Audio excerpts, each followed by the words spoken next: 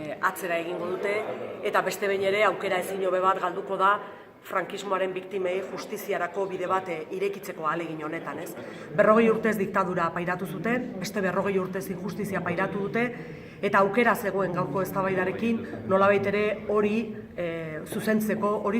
bidean jartzeko, eta hain beharrezkoa den egia, justizia eta erreparaziorako bidea irekitzeko. Nolabait ere biktimei orain arte emanetzaien mezu bat emateko. Ez daukatela zertan Argentinara joan justizia bila, beraiek egiten ari diren ahaleginak, hainbat beraiei babestuz herrietan hartzen ari diren erabakiak kereilak aurkezteko izango dutela bidea epaitegietan legeak aldatuz. Hori zen gaur eman nahi genien mezua, eman nahi genien itxaropena, eman nahi genien justiziarako arnasbidea, baina badirudi azkenean ez dela hola izango, eta tamalgarria da, gainera alderdi sozialista baten aldetik horrelako jarrera bat, frankismoaren aurka borrokatu direnen artean bere inguruko hainbeste izan dituenean, biktimen artean ere hainbeste dituenean, gaur bi aukera zeuden tramitera onartu, naizta ezadostasunak izan, eta tramitean zehar hori zuzendu, eta erakutsi biktimei badagoela frankismoaren impunitatearen aurka egiteko borondatea, edo eta gauzak ez aldatzeko borondatea eta itxitasuna adierazi. Bigarren honen aldeko autua egin dute tamalez, baina guk insistitzen jarraituko dugu, gainera bi proposamen daude bere momentuan aurkeztuak,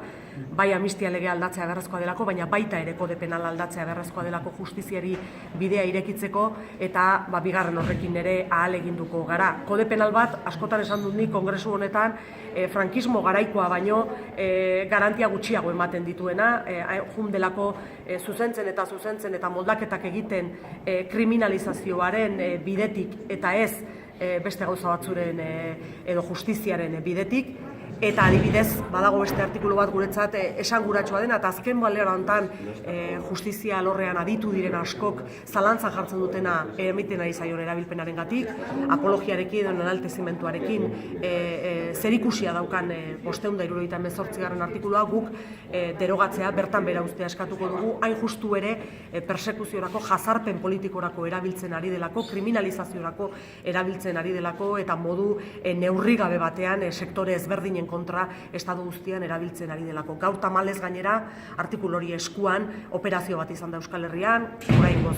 dakigunagatik, gutxienez 4 atxilotu ere badira, gehiago ere izan daitezke, xehetasun gehiegi ez dago, baina errealitatea hor dago, eta uste dugu legeek kriminalizaziorako eta jazarpenerako bide asko eskaintzen dituztela,